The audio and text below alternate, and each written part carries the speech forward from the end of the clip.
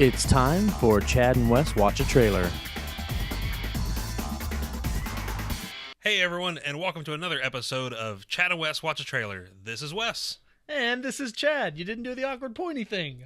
I called you out on it last time. You can feel all self-conscious? Nope, I was just going to see if you were going to comment on me not doing it this time. Yep. I'm also going to comment on the fact that we're wearing the same shirts as our last episode. That's very weird. It's also like, we release this one probably within hours. It depends on how long it takes me to process. Yeah, that's fine. But yeah, anyway. So, yay, 2 episodes we're recording tonight. All the trailers. Because there's lots of things that have happened recently. What are we doing now? This may be the quickest turnaround we've ever had on a trailer. This one came out like an hour ago. And it's the new Suicide Squad trailer. Yay! More Suicide Squad. An hour ago when we recorded this. Probably not when we release it, though. Oh, yeah, definitely not. We released it. But yeah, so new Suicide Squad trailer. This would be This is the Blitz trailer, they're calling it? Yeah, they're calling it the Blitz trailer. Because of the song in the background, Ballroom Blitz. Yep. I think I saw it listed somewhere else on another channel as number 3. However, the official Warner Brothers YouTube page that we got it from is calling it the Blitz trailer. And it's the Yokoza. the UK version of the Warner Brothers YouTube channel. At this point, it's not on. Couldn't find it on the normal one. The normal one. So yeah, we're on that daggone British one. You'll be able to watch it up above or find it in the description if you want to watch it yourself. Which we would suggest. It's pretty cool. So let's go ahead and watch it, and then we'll talk about it. 3, 2, 1, play. Gentlemen, ladies, what if Superman? I like the tie-in. Yep. Rip off the roof of the White House. Killer Croc. Let's see some more of him. Grab the president right out of the Oval Office. Who would have stopped him? Batman. I love the way they do that turning with the logo. I feel like just about every trailer they've had it do something different. Yep. The music choices in these trailers are very different. Really good. Yeah. People who I think can do some good. And whenever they... Glad to see that Will Smith is playing himself in this movie. Damn. Dang, girl. This is the deal. You disobey me, you die. Every time they show how many characters are in this, I'm like, okay, who's dying? Yeah. Not Harley. Irritator vex Yeah. me, I'm known to be quite vexing. I'm forewarning you. you die. Oh. If they get caught, we throw them under the bus.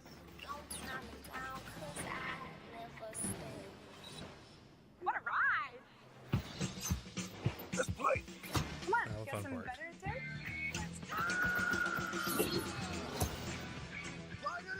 I love this guy.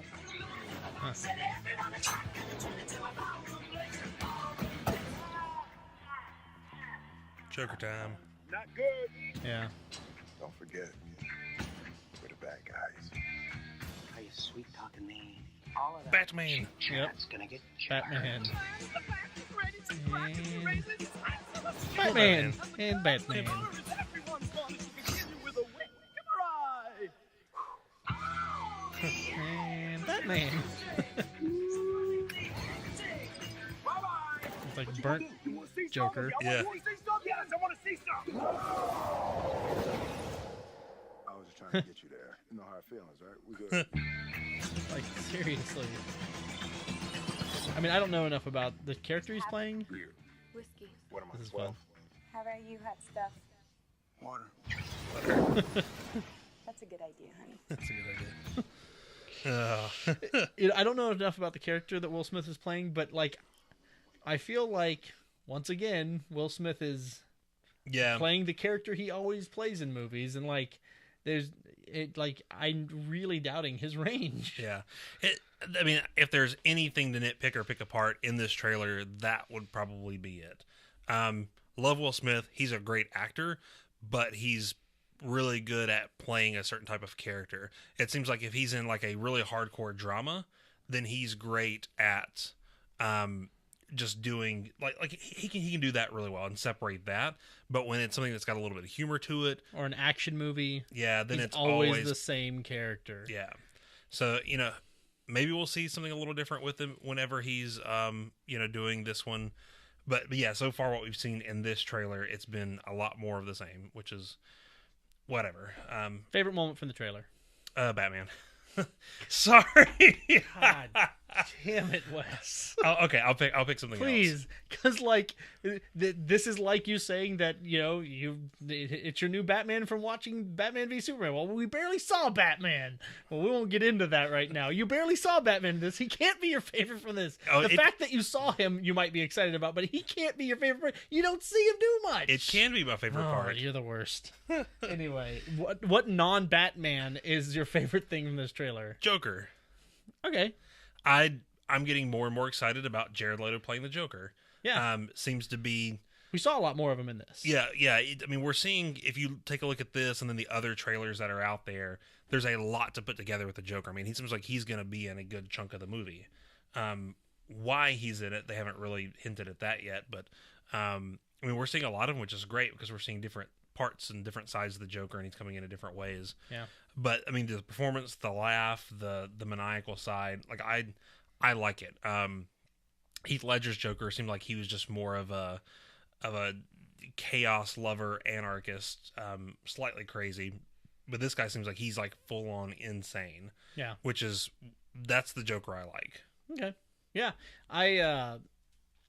I'm down with it. I think that it could be a little bit of trick of editing to make it seem like we're gonna get a lot more Joker than maybe we will. Mm-hmm. I'm fine with getting a lot of Joker. I'm fine with him being the main villain in this. Yeah. But it could be a bit of a trick of editing and actually getting him in there to kind of show some tie-in and stuff like that. And then we're gonna see actually a lot more Batman and the Joker in a standalone Batman movie or something like that. And they're getting you kind of like building up that relationship or something. I don't know, but I'm just we haven't seen the movie yet, so we don't know. Yeah. We saw a lot more. Well, two things I like about this trailer. We saw a lot more of the other characters. So far, it's all seemed to focus on Harley Quinn and what's Will Smith's Deadshot. Deadshot. Mm-hmm. Almost called him something else. Anyway, but Harley Quinn and Deadshot in the other trailers. This time, I feel like we got to feature a lot more of the other villains, which I like. Yeah. We saw a lot more. Killer Croc, got to see him talk in this trailer. El Diablo got a significant chunk of this trailer, which don't know much about his character. I think he's a fairly newish character.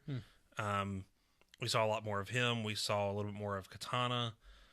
Saw a little bit of Captain Boomerang. But yeah, I mean, it's still saw a lot of Harley and Deadshot, but just we also saw more of their kind of liaison captain guy, whatever the Colonel Rick Flag, Joel Kinnaman's character. So that seemed cool to kind of see a little bit more of him. Got to see some more of Amanda Waller pitching the idea of Suicide Squad to the government, which is cool. I like the idea of her being in the universe. Yeah, I mean, I can take it or leave it. I get that she's instrumental to the creation of Suicide Squad. Yeah, but the story's not about her. At least I hope it's not. I hope it's about these characters that I'm interested in. I don't find her that compelling. Yeah, I mean, if it's like a traditional Amanda Waller type story, it'll be she knows there's a very high likelihood for them to fail, but she just doesn't care, and she just she has her own motivations for doing things. Right. So, yeah, the reason I said Batman, so Chad, come on, it's okay, it's all right. The reason you're going to talk about Batman because you can't help yourself. Talk about Batman. Okay, well, thank you. It also didn't look like Ben Affleck to me. Like, I mean, obviously we didn't see his face, but like, did he film this before he bulked up or something like that? Because he doesn't look nearly as thick as he was in Batman v Superman to me. In just the moments we saw him, he looks more like skinnier. I just feel like we didn't really get that good of a shot of him to really be able to tell whether or not he was. I mean. Oh, so we didn't get to see him that much in the trailer? No. Anyway, go ahead. What's your reason? So, the last trailer, we got no Batman. The one before, it was just a quick shot of him riding on top of the car. Mm-hmm. So, one, the fact that we see him doing a few other things besides just being on the top of the car, I was starting to wonder if maybe that was like the only thing that he did, like he does in the movie, and it was just like a quick cameo. I still feel like it's probably going to be in cameo territory and not necessarily a main part of the action. But I am I'm intrigued to see how much more they feature Batman in the movie and how he factors in. Now I'm starting to wonder if maybe it's he comes on the scenes. Obviously, it looks like he's trying to save Harley there. He's diving off of a building after her. But maybe he comes in and is like realizes that, hey, he needs the Suicide Squad to kind of finish this job. Maybe he's got to run over here and do something else. And so he's trusting them to get something done, not really wanting to because he knows they're villains, but maybe he feels like he needs them to a means to an end type thing. Well, especially if they have the control collars on and stuff like that, and he's aware of what the program is and why they're doing what they're doing.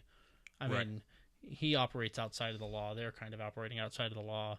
And if they're being controlled, I could see him being okay with that. Yeah. So another interesting thing is we're seeing even more of whatever this... I almost look at it as almost a digital, like, creature thing, like when she cuts through the head of that thing and it kind of crumbles apart. The same thing we saw in the subway where it kind of like shot through the middle of the subway car in one of the other trailers. Yeah, and kind of everything is digitized and like I'm not seeing the digital stuff at all. It's not that it's digital. I think of it as digital because everything's kind of chunky blocks. It's not like melty, which is what organic matter does when you put it on fire. It either flames away or it melts down. It kind of chunks apart. I would say crumbly. Right. It crumbles, but it doesn't crumble like normal material does. It crumbles in blocks. Like everything kind of comes apart in a kind of a bigger, chunky, squared off piece. We'll go through and we'll watch it, you and me, and maybe I'll put a freeze frame of kind of what I'm talking about above here, and I'll explain it to you later. But that each time I see it, it kind of looks... It doesn't look like a normal, natural crumble to me. Yeah, I'd say I'm thinking supernatural the entire time that I see it. Like... When I felt like when she was slicing through the head of that one, it was almost like it was burnt and it was like ashes she was cutting through. Right. Like I said, I've watched it a couple of times and I don't see the. Do you think this could tie in with Darkseid and that stuff? Kind of that demon that we saw in the deleted scene from Batman v Superman. I don't think so, but I mean I could be wrong. I mean if they want, mark it on your calendars, folks. Wes just admitted he might be wrong. It's amazing. This day has finally come. Bitch. You know what? No, I know it's not. Like I said, I don't know the rumor around part of what's going on is the Enchantress factors in somehow, which her ends up turning either turning or maybe the witch that possesses her possesses something else. I'm still very interested to see if the witch possesses the Joker, and maybe that's something they have to do. And we're back. Hey. All right, so somebody forgot to clear off old stuff off his phone. I won't say who, because we use an iPhone to record this. Anyway, or at least the video portion. I was about to ask. You did ask. I did ask, but nobody else knows that in TV land. I was about to ask, do we know for sure that Enchantress is actually part of the Suicide Squad? And what I mean is, we've seen her in these trailers, and we've seen her, edited a scene of her, a scene of them, a scene of her, a scene of them, but have we ever actually seen her for sure, like in the prison scene where they're all lined up, or have we seen them in such a way that we know for sure she's not just the bad guy in this? Right. I don't remember for sure, but I think that there was a shot of them maybe like lined up across the street, and she was in with that. I'll try and find the clip or the shot, and if so, we'll pop it up right here. Yeah. But like I said, I think there was, but now that you mention it, I don't know. I may be mistaken. Sure. Anywho, you had said that we had seen a couple of new scenes of her in this trailer, right? Yeah, in this one, some extended stuff with her in the cave. She's got the hat on with the light. And then this time, this is a trap. You folks at home don't know this is a trap, but it's a trap set up by this guy. She's in the cave, and then you see something go inside of her through her mouth. He said it again. He said it previously, but you all missed it because the video stopped, and it made me so happy you said it again. Thank you, Wes. Because I laughed like a little 7-year-old when he said it the first time, too. So tell me again, Wes, what went into her through her what? Mouth stuff. You done for some mouth stuff? But it looked like like a mist or something. I guess probably like a spirit if it's going to be some kind of witch. Mist or a spray. God dang it. But anyways, looks like we'll definitely see some of her origin in this movie, you know. I mean, if she's possessed, one would think that spirit could dispossess her and go possess someone else. Right? And you're saying that could be what happens with the Joker or whatever. Yeah. When, say she's possessed, then they imprison her. What's keeping that spirit inside of her and from just leaving and going and possessing someone else? Now there's a relatively innocent woman in jail, right? Yeah. So why would she... This is like me going through the motions of like reasons why maybe she's not on the squad. Because if she was in jail, why would the witch decide to just stay within her? And why would she stay imprisoned if she's got all these magical powers? Couldn't she break out? Yeah. So I don't know. I'm thinking maybe she's just the bad guy or something like that. Could be. I mean, she's definitely been on the squad before. I've never really read much with her in it, so I don't know what kind of reasons they've come up with being able to imprison her and how they've been able to contain her. And why the witch didn't just leave her when she loses the ability to do what the witch wants. Yeah. So I don't know. We'll have to wait and see. I mean, good things they're doing with this trailer. They're showing lots of really cool stuff, making it very exciting, but not really giving us any story at all. We know very generically that this is a team of bad people that are going after something or something. They haven't even said what they're doing. If it's a thing or a person they're going after. Yeah. We know a little bit that at least they've toyed with the idea because of Superman. Right. I love that tie-in. Yeah. I love that they're tying it all together. It's great, especially after Batman v Superman. Like, it's thematically all these things are lining up, which is great. It's what they're supposed to do. So they're jumping right into that and making sure that people understand that these are in the same universe. Because this one would be very easy, I think, for the average moviegoer to see a trailer for this and be like, "Oh, it's about DC characters, but you know, does this tie in or whatever?" But them just throwing in the line of talking about Superman is like, okay, this ties in with Batman v Superman and Man of Steel. Right. So, I mean, technically, it could still be in the DC universe, but a separate universe from Batman v Superman. They could still talk about Superman. I mean, they could, but the assumption is most likely they would not, especially since this movie is still fresh in everybody's mind. That's true. So, I don't know. That'll be interesting. Like I said, just lots of really cool stuff without actually giving away very much. It seems like a lot of the clips that they show throughout, from the beginning to the end, are from the same scenes. So it looks like we've gotten some decent chunks spread out over the course of the trailer from a couple of scenes, but those scenes are probably just establishing character scenes. That's, you know, they're giving us a good view in the trailer of like, oh, this is who these people are. So we have clearly a scene that's in a bar. Right. There's a clip from it in the very beginning of the trailer, and there's a clip from it in the middle and the end that are all from that same scene. And, you know, when all the Suicide Squad guys are just hanging out in a bar, that's obviously going to be an opportunity for them to develop their character outside of an action sequence or outside of, you know, them, you know, doing something covertly or whatever. You're actually seeing them interact as characters. So that's cool. They're giving us those opportunities like, hey, here's who these people are, without saying, here's exactly what's happening in this movie and what to expect. Right. There was a fairly significant rumor going around this past couple of weeks that they went back and were doing some major rewrites and reshoots for Suicide Squad based on the reaction to Batman v Superman. That they wanted to increase the humor a little bit, to make it a little more funny. The rumor was that all the humor that we've seen in the trailers thus far was pretty much all the humor in the movie. That was not necessarily representative. And a lot of people were saying that Batman v Superman was relatively humorless. Right, yeah, there's no jokes. And so based on the reaction to that, they want to go and ramp it up.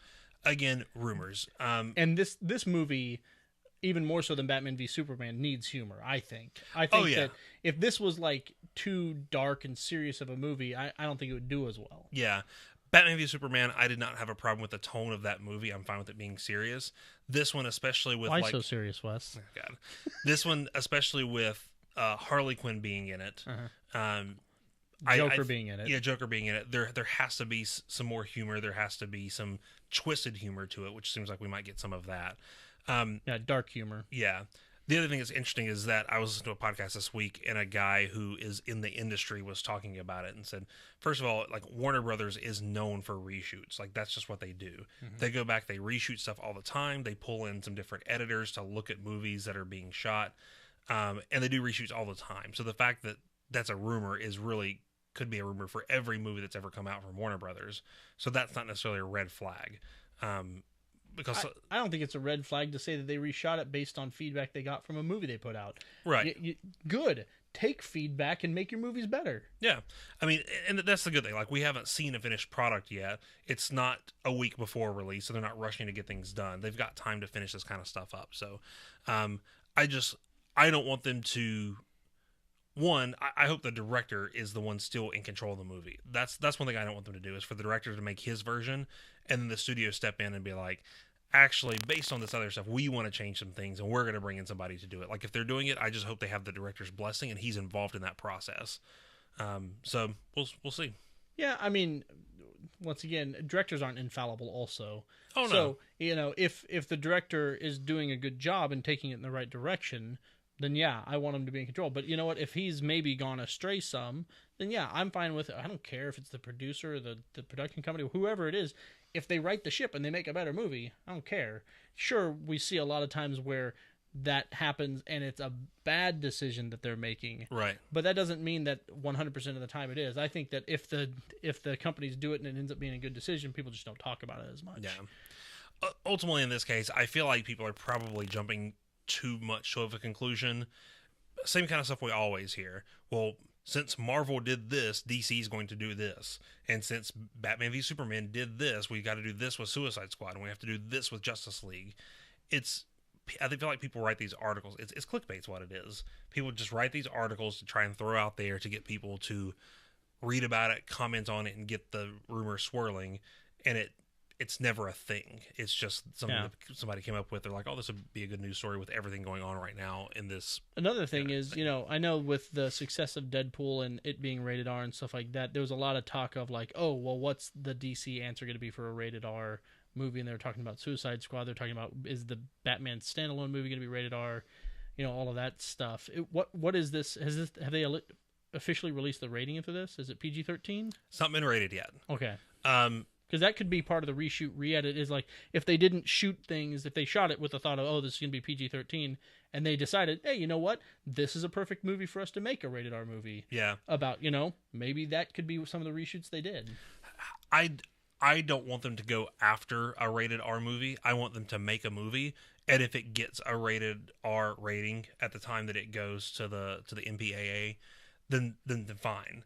I don't want them to set out with the purpose of making a rated R movie, because I feel like that's when they get derailed and distracted, and it becomes more about the rating than it does the source material. Deadpool, I think, is a great example. They set out to recreate the source material, and the source material just happens to be rated R. Well, I think a lot of times what they've done in comic book movies especially, they've gone out and said, hey, we need to make sure that we don't make a rated R movie. This needs to be PG-13. It needs to be able to be viewed by kids and families and stuff like that. So they hold back on the content. Yeah. And that's one of the things that the success of Deadpool has maybe freed people up to be like, you know what? We don't have to hold back so much on some of the stuff. Because, once again, this source material seems like it lends itself towards an R-rated movie.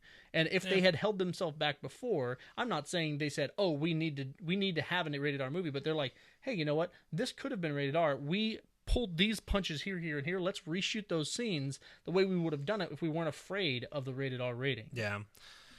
I don't know if Deadpool will encourage many people to do anything different.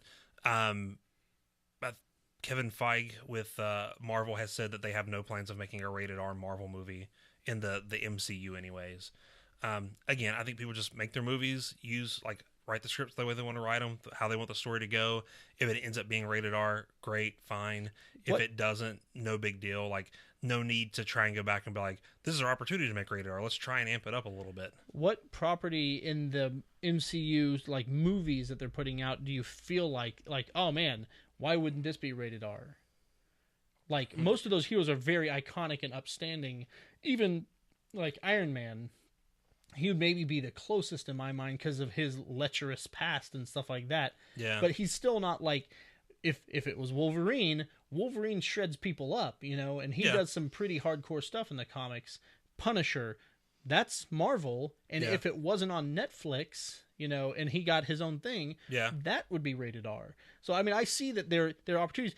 The characters they're focusing on the MCU, I think, would dictate more that these aren't going to be rated R than the fact that why would they limit themselves in their storytelling to say, hey, you know what, we're not going to make a rated R movie. Yeah, I mean, I think they're just to that point. I think they just realize they have characters that don't necessarily need a rated R movie to be successful, right? And that's not where their stories naturally go with how they tell them.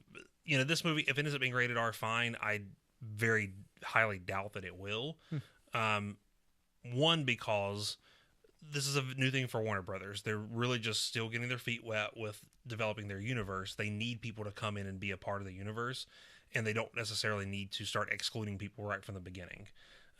So I think that's, from a financial standpoint, one reason why that would be the fear, is that they're going to exclude people, but it's not necessarily true. Well, I've seen plenty of kids that went to see Deadpool, and I'm not saying that's right, but there was that, and then there was the huge success of it in the box office, and that's what they're really here for. They're here to make money as a company, right? That's what they want. But with Deadpool doesn't necessarily have to worry about a franchise. Now, granted, there will be more Deadpool movies, but with this, they've really got to make sure that they have people keep coming back for every movie. And like I said, it's still in its infancy. They still want people to come in. And I agree. There were a lot of people who saw Deadpool that should not have went to go see Deadpool. But I also know that there were a lot of people who did not see Deadpool that typically see other superhero movies because it was rated R, whether they were kids or they just don't like rated R movies. So, like I said, I have no problem with Deadpool being rated R. I have no problem with any superhero movie being rated R, as long as they get to it naturally and don't force it. Sure. And I don't think that they should force it. I just think this could be one where they could go that direction, and I feel like they have to pull punches to not be rated R in some properties, and I think that this is one of them that could verge on that. Yeah, I don't know. Even though they're darker, I don't think that, I don't see anything that makes me feel like it would be over the top or be too violent or anything like that to be rated R. You have a freaking cannibal Killer Croc. I mean, that's pretty freaking violent. If you want to go with that, you've got guys that are using swords. That's typically, in reality, when you're slicing through someone, it's a pretty bloody and gory proposition. True, but one, they're not fighting other humans. It looks like, from the things that they're fighting, right? And two, I mean, I guess the other thing is just as the extremes that happen in a lot of PG-13 movies nowadays. Like the Deadpool stuff, I feel like was mainly rated R because of boobs. Well, I mean, you can have boobs in a PG-13 movie. I don't even know what the difference between PG-13 and rated R is, because everything I've mentioned to people, you and like my brother-in-law, like when I talk to them, like, oh no, that's in PG-13. Yeah. I'm like, well then why was Deadpool rated R? I think it's a combination of all those things. Like, I think if you had just the violence that Deadpool had, and that was it, maybe it could have got a PG-13 rating. If it had just the nudity, if it had just the language, no, not the language. The language by itself would have definitely made it rated R. But, I don't know, like, how many. It's so funny that language is more offensive than, like, pornography. I mean, because that's essentially what nudity is. Nudity is a form of, like, it's not, like, necessarily intercourse penetration and shit. But, like, I mean, How is the language more powerful than that imagery? I don't know. Whatever. I'm not going to get off on that. I don't know, like, how many boobs you can show before it becomes rated R. Yeah. Because, like, the first movie I saw that had, frontal nudity, Titanic, was rated PG-13, and, there's the artist scene in that where he's drawing her boobs. I haven't even seen that movie. Okay, well, that's what happens. Yeah, well, and I know that scene's there. I just don't know the details. But here's the thing: when you look at the Deadpool trailer versus the Red Band Deadpool trailer, you see a difference in the way that they, like, what they showed for the headshot, where he shoots through the three guys, and that, like, when they fall, like, the gore coming out, chunks of flesh coming out the back of their head. And that was the Red Band, which is, you think, in my mind, the rated R version of it, right?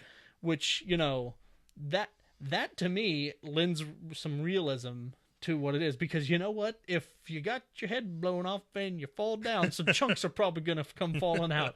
It's not like it all just stays intact inside there. Yeah. So, it's things like that. Once again, I feel like, adds realism, and I would rather see that personally. I understand, once again, maybe they want to pull it back PG-13. They think they're going to get a bigger audience, but I think that theory has been a little bit disturbed by the fact that, you know what, they got a pretty damn big audience with Deadpool, and it was rated R, and it flaunted the fact that, hey, we are violent, we are crass, we've had nudity, we have bad language, and all of those things. So I don't know that old thinking, which is what kept them from doing that, is really valid anymore. No. I'm wondering how many people went to go see Deadpool and did not know that it was going to be that way and came out and was like offended or was just shocked by how it was. Because if you're somebody that only saw the trailer in a theater and saw a commercial on TV, you would not have seen the Red Band trailer, so you wouldn't necessarily know what it was going to be like. You'd be like, oh, that's kind of funny. I'm sure there's a percentage, but I can't imagine it's that high, because if you look at the ratings that it's getting from the fans and stuff like that, or from the people, like not the critics, which a critic, I would expect to know all those things, because they're going to research this stuff before they go see the movie. They have to know all that stuff. The people are going to be the people that, there's the nerds like us that we're not critics. Technically, we would be voting with the popcorn, not the tomato. That's it. So, but that it scored really high there, and those would be the same people that would have maybe just gone and seen, oh, this looks like a fun movie, and gone and been shocked by the fact that, all the news broadcasts that they must have ignored, and all of the things in the paper and all of the reviews that said, hey, this is not for kids. They ignored all that shit and went and saw this movie and got offended. I don't know how bad I feel about you. Yeah. I mean, like I said, I'm sure it's not a huge percentage, but I'm sure it's a higher percentage than a typical rated R movie. Because I'm sure that there are those. It's supposed to be a superhero, right? Superhero. That's why he states at the very beginning, he's like, "I'm not a superhero," or something like that.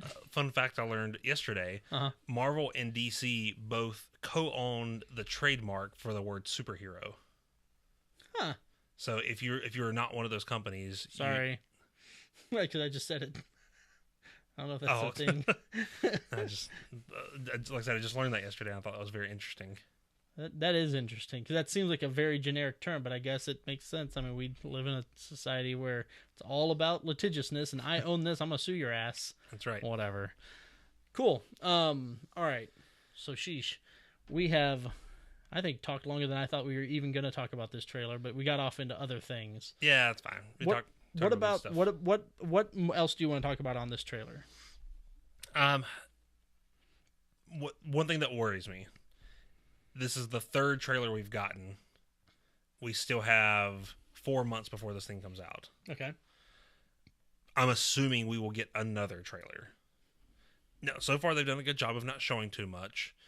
And they could release another trailer, not show too much. But if they release another trailer, is it just going to be lots of rehashes of what we've already seen? Like how and a new soundtrack. Because every single one of them, I've liked the song selections, but everyone fantastic. Has had a very different feel. Like, you think back to that first one and how eerie and kind of like creepy it was, and then like by this one it's all like, woo, fun times, we're partying, we're bad guys killing people. Yeah, I mean, and I love that. I love seeing these different versions of the trailer with that. I just worry that if they put out one more significant trailer, that it'll either, one, show more and be a bad thing, or two, it'll just be a lot of the same that we've already seen, and it'll be like, okay, I've already seen this, show me something new. It's interesting. So we just did an episode on Rogue One, a Star Wars story, and that was the teaser. That's like the first real like look at it we've gotten, and it establishes, at least what we think, is going to be the tone and the pacing and some of the characters for it. When I look at the trailers we've gotten for this, I have no idea what I'm getting. Because, like, am I getting a creepy, eerie story? Am I getting a fun action movie? What am I going to get when I go see this movie? Yeah. I like that I don't know. I'm excited about it either way, but I'm excited that, like, they're keeping me in the dark. If they release a trailer and it's like freaking, you hate me, but Batman v Superman, where I feel like I know everything that's coming at me, maybe not the details, but I have a Groot have Groot idea. What the hell was that? I have a good idea of what's going to happen in this movie, at least broad strokes wise. Right. I don't want that. Yeah. I want to be left in the dark. I want to still be asking myself, is that a main character on the Suicide Squad, or is that the bad guy? Like, how am I in that position? They've done a great job with 3 trailers, leaving me able to ask that question. That's awesome. Yep. Yeah, so I would love, if they do come out with another trailer, which I'm sure they will, it to be another vastly different soundtrack for it.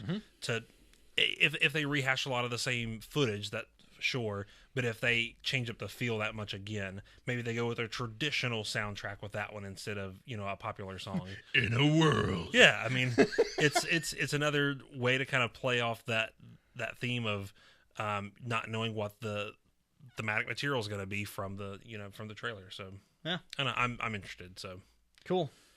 Batman. Yeah, I know. Batman's your favorite. It's just like all they have to do is have like a Batman logo go behind it. It's like, what's your favorite part, Batman? Yep. So lame. Oh man, maybe in the movie Superman will fly by or something. They'll be like, oh, there goes Superman. And I'll be like, oh, there he goes. Spoiler alert, unless it happens after Batman v Superman. Because he dies. Anyway, all right, cool. Well, I'm done. Are you done? I'm done. I can't wait to watch Star Wars The Force Awakens again. Maybe we should do that after we're done recording here. So we've got this. We should have another episode coming out before too long. Word on the street is that we get a Doctor Strange trailer this week, which I'm excited about. Yes, we will be definitely reviewing that. I am down for some Strange.